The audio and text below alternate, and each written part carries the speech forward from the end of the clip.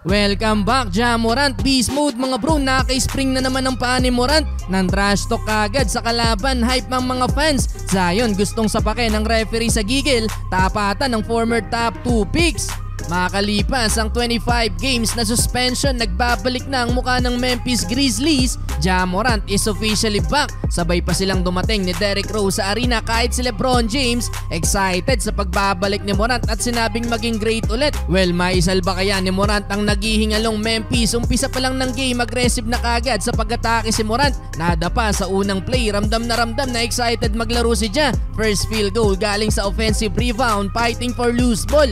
Butata pa ang inabot ni Valanciunas. Halfway mark ng quarter, ipinagpahinga si Morant at binalik under last 2 minutes na. Parang may spring ang paa ni Ja, talon kung talon mga bro. 1 of 2 sa field si Morant at nakapagtala ng 2 assists. Gandang pasa kay Williams at nakita pa sa corner si Santi Aldama. Kontrolado din ng Memphis ang lead, 25-21. 2 minuto lang naglaro sa first quarter si Zion dahil maagang na-foul trouble si Thanos. Second quarter, just like the old times, alley-oop play Ja to Jaren Jackson. Nakakuha na din ni Zion ang kanyang first 2 points. Yun nga lang, ingat na siya sa pag-contest sa kalaban. Kaya naman hindi na kinontes pa ang layup dito ni Ja Morant. Kaso ang problema, under 7 minutes, napituan ng charging foul si Zion. Parang gustong manapak ng referee sa gigil mga bro si Thanos. Sinalin siya ng Pelicans pero same pa din ang pataw ng officials at third foul na yan para kay Williamson.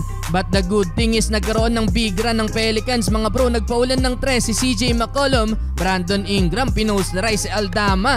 Biglang namaga ang lead dyan ng home team. Hirap ang Memphis mga bro gawa ng kulang-kulangan lineup. Lumobo sa higit 20 ang lead ng Pelicans. Pangiti-ngiti lang si McCollum, sinayawan ng depensa ni Ja Morant.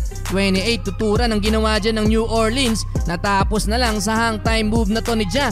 Pababa na ng mai-release ang bola mga bro. 7 points sa first 2 quarters si Morant, shooting 3 of 8 sa field. Kaso tinambakan na sila ng Pelicans. Nagangas pa ang player ng Memphis kay McCollum nang maipasok ang buzzer beater 3 points, 60-41. Entering the third quarter, the game is not yet over. Eto na ang pagbawi ng Memphis. Takeover mode na si Ja Morant. 8 straight points para sa superstar ng Grizzlies. Naka-spring mode na mga bro. 2 and 1 layup pa ang nagawa dyan ni Ja. Na-hype na si Morant nang maibaba ng Memphis sa single digit ang lead ng Pelicans. Pero galit na din si Zion matapos ma-foul trouble. Nilabas ang galit sa slam dunk. 2 alley-oop dunk para kay Thanos. Nagkakasagutan na ng opensa mga bro ang former top 2 picks. 13 points ang nagawa ni Ja Morant sa third quarter. Nan-trash talk pa sa last second sa kalaban. Nag-2 small gesture mga bro kaso balik lang sa double digit ang lead ng Pelicans, 87-77. Well, fourth and final quarter mga bro, baba ulit sa single digit ang kalamangan ng Pelicans. Naka-attack mode pa din si Ja Morant. Under 3 minutes, isa na lang ang lamang ng Pelicans, 107-108. Buhat ni Brandon Ingram mga bro ang opensa ng home team sa crunch time. Napabagsak pa ang depensa ni Desmond Bane. Pero last 2 minutes mga bro, Ja Morant for the lead. Atake pa din sa ilalim. Ginulat na ni Ja Morant ng NBA mga bro, another clutch driving layup. Well, last 9 seconds mga bro, naipasok ng Memphis ang tira at sa uli, panalo pa ang Grizzlies.